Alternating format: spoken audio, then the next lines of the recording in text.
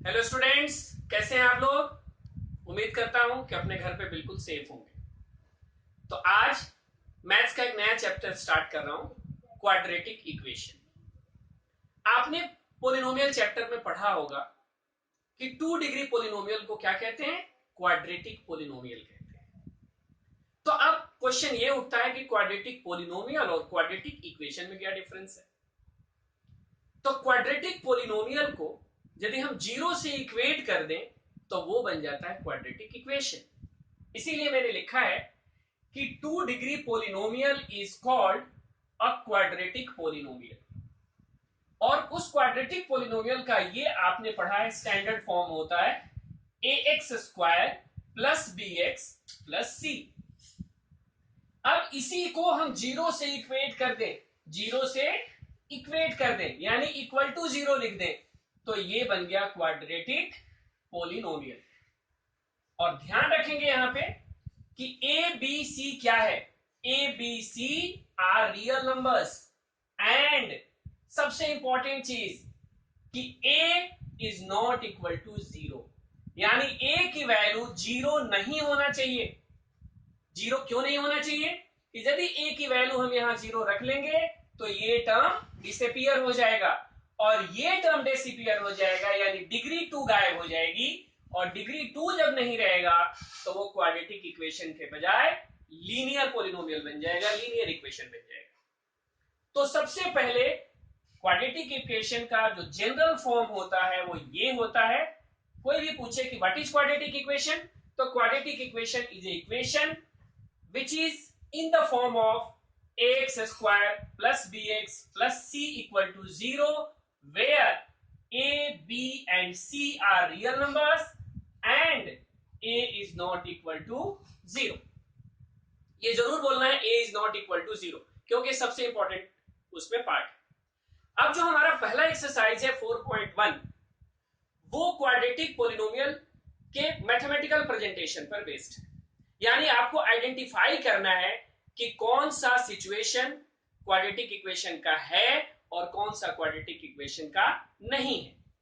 तो question number 1 में कई सारे पार्ट्स हैं, उसके 2 पार्ट में करके आपको दिखाऊंगा, बाकी पार्ट आप खुद करेंगे जिससे आइडिया आपको लग जाएगा करना कैसे। तो हमने लिया एक्सरसाइज 4.1 का फर्स्ट क्वेश्चन का थर्ड पार्ट क्या है, x minus 2 into x plus 1 is equal to x minus 1 into x plus 3। ये गिवन है, हमें आइडेंटिफाई करना है कि क्या ये क्वाड्रेटिक इक्वेशन फॉर्म कर रहा है या नहीं कर रहा है।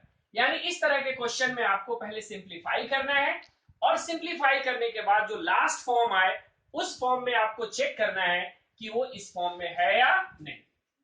तो हमने इसे स्टार्ट किया सॉल्व करना, पहले x का मल्टीप्लीकेशन x प्लस 1 के साथ और फिर माइनस 2 का मल्टीप्लीकेशन x प्लस 1 के साथ। इन द सेम वे इस x का मल्टीप्लीकेशन x प्लस 3 के साथ और माइनस 1 का मल्टीप्लीकेशन x प्लस 3 के साथ।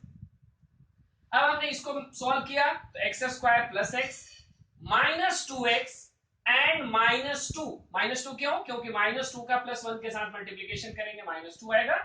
In the same way x into x x square, x into 3 3x minus 1x and minus plus minus यहां पे 3 आएगा, 1 का 3 के साथ करेंगे तो 3 आएगा। अब हमने अगले स्टेप में क्या किया, एक्स स्क्वायर और प्लस एक्स माइनस 2x को कंबाइन कर दिया तो माइनस एक्स हो गया, और माइनस 2 लिखा, x square and 3x minus 1x को कंबाइन किया तो प्लस 2x आ गया माइनस 3। अब ये जो राइट साइड में जितने टर्म्स हैं उन सबको मैं लेफ्ट में लेके आऊंगा, तो x square minus x minus 2 minus x square minus 2x plus 3 equal to 0।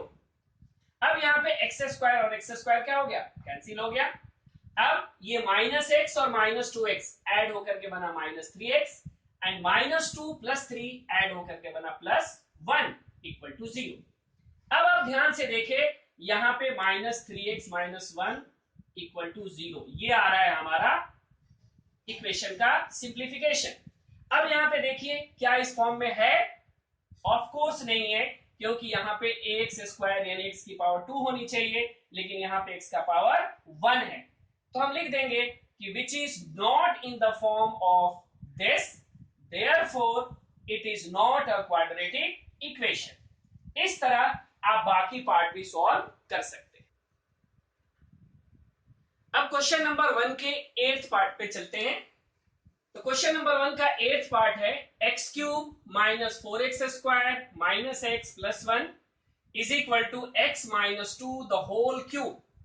अब यहां पे इसे सिंप्लीफिकेशन के लिए हमें a minus b the whole cube का फॉर्मूला लगाना है। बस इसलिए हमने ये पार्ट करने की कोशिश किया, क्योंकि ये थोड़ा सा हो सकता है कि आप 9th क्लास में फॉर्मूला था a minus b the whole cube is equal to a cube minus 3a square b plus 3ab square minus b cube. ये फॉर्मूला आप भूल गए होंगे, इसलिए इसके रिमाइंडर के लिए हमने क्वेश्चन किया है। तो यहाँ पे हमने एक्स क्यूब लिखा, माइनस 4x स्क्वायर लिखा, माइनस एक्स प्लस 1 लिखा। अब इस पार्ट को सिंप्लीफाई करना है, एक्स का क्यूब लिख दिया यहाँ पे, माइनस 3a के जगह एक्स स्क्वायर इंटू बी के जगह 2 प्लस 3 इंटू एक्स इंटू 2 का स्क्वायर माइनस 2 का क्यूब, क्योंकि फॉर्मूला होता है a cube minus 3a square b plus 3ab square minus b cube. अगले स्टेप में x cube minus 4x square minus x plus 1, यहाँ पे एक्स क्यूब आया, इसे सिंप्लीफाई करके 6x स्क्वायर आया, इसे सिंप्लीफाई करके पहले 2 का स्क्वायर करेंगे 4 आएगा, 4 में 3 से मल्टीप्लाई करेंगे 12x आएगा, और 2 का क्यूब करेंगे तो 8 आएगा। अब इन सारे पार्ट को हमने लेफ्ट में ट्रांसफर कर दिया, तो x cube minus 4x square minus x plus 1, ये माइनस एक्स क्यूब आएगा, minus 6x square plus 6x square हो गया, प्लस 12x माइनस 12x हो गया, और माइनस 8 प्लस 8 हो गया इक्वल टू 0। एक्स क्यूब और एक्स क्यूब कैंसिल हो गया, क्योंकि यहाँ प्लस में है और यहाँ माइनस में। अब इस पार्ट को सॉल्व कीजिए, minus 4x square plus 6x square, तो माइनस 4 और प्लस 6 इसको कंबाइन करेंगे तो आएगा 2x स्क्वायर, माइनस x और माइनस 12x इसको कंबाइन करेंगे तो आएगा माइनस 13x, एंड प्लस 1 और प्लस 8 को कंबाइन करेंगे तो आएगा प्लस का 9 इक्वल टू 0। अब देखिए ध्यान से, ये कौन से फॉर्म में है, क्या यह फॉर्म है ax square plus bx plus c? Of course ये ax square plus bx plus c के फॉर्म में है, तो इसीलिए लिख देंगे which is in the form of ax square plus bx plus c equal to 0, therefore it is a quadratic equation। तो इस तरह से आपको इसके सारे पार्ट को, यानी क्वेश्चन नंबर 1 में 8 पार्ट है जिसमें 2 पार्ट मैंने किया, बाकी के 6 पार्ट आप खुद करेंगे, सिंप्लीफाई करना है, और सिंप्लीफाई करने के बाद देखना है कि क्या वो X square plus B X plus C के फॉर्म में आया या नहीं आएगा, तो उसे आप क्वाड्रेटिक कह सकते हैं। अब हम चलते हैं क्वेश्चन नंबर 2 की तरफ।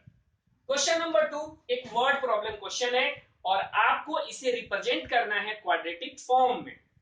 तो क्वेश्चन में दिया हुआ है कि एक रेक्टेंगल है जिसकी लेंथ ब्रेथ के ट्वाइस से 1 मोर है, length is 1 more than twice its breath. ये क्वेश्चन में लिखा हुआ है, जिससे हमें रेफरेंस मिल रहा है कि ब्रेथ को x लेना चाहिए, तो इसीलिए हमने ब्रेथ को लिया x, तो लेंथ हो गया 2 इंटू एक्स प्लस 1। क्यों ऐसा हुआ? क्योंकि क्वेश्चन में लिखा हुआ है कि length is 1 more than twice its breath, इसीलिए 2x प्लस 1 हो गया। अब क्वेश्चन में एरिया गिवन है, और एरिया का फॉर्मूला क्या होता है? रेक्टेंगल का एरिया का फॉर्मूला होता है L इंटू बी, इसीलिए हमने यहाँ पे L की वैल्यू लिखी यानी 2x प्लस 1 इंटू बी की वैल्यू लिखी x इज इक्वल टू 528। अब इसे सिंप्लीफाई कर दिया, x का मल्टीप्लीकेशन 2x के साथ तो 2x स्क्वायर, और प्लस x का 1 के साथ तो प्लस x, और 528 को हमने लेफ्ट साइड में लिया तो माइनस 528 इक्वल टू 0। इस तरह आपका ये क्वाड्रेटिक इक्वेशन के फॉर्म में रिप्रेजेंट हो गया। तो पहला सिचुएशन सिर्फ रिप्रेजेंट करना है, आपको सॉल्व नहीं करना है, सॉल्व करने के लिए नहीं दिया हुआ है, आपको मैथमेटिकल प्रेजेंटेशन देना है। इसी तरह क्वेश्चन नंबर 2 पे चलते हैं। क्वेश्चन नंबर 2 में 2 कंसेक्यूटिव इंटीजर्स की बात हो रही है। 2 कंसेक्यूटिव इंटीजर्स में हम पहला इंटीजर x लेंगे और दूसरा इंटीजर x प्लस 1 लेंगे। तो हमने let 2 consecutive integers are x and x plus 1, और क्वेश्चन में गिवन है कि प्रोडक्ट इज 306, प्रोडक्ट तो प्रोडक्ट का मतलब क्या होता है, दोनों का मल्टीप्लीकेशन।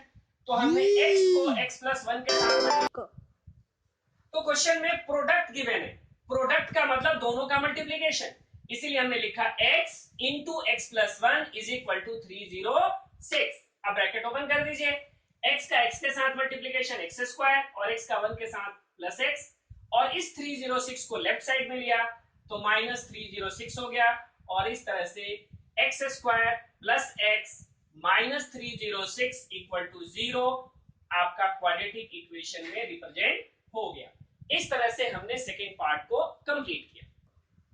तो अब हम चलते हैं थर्ड पार्ट की तरफ।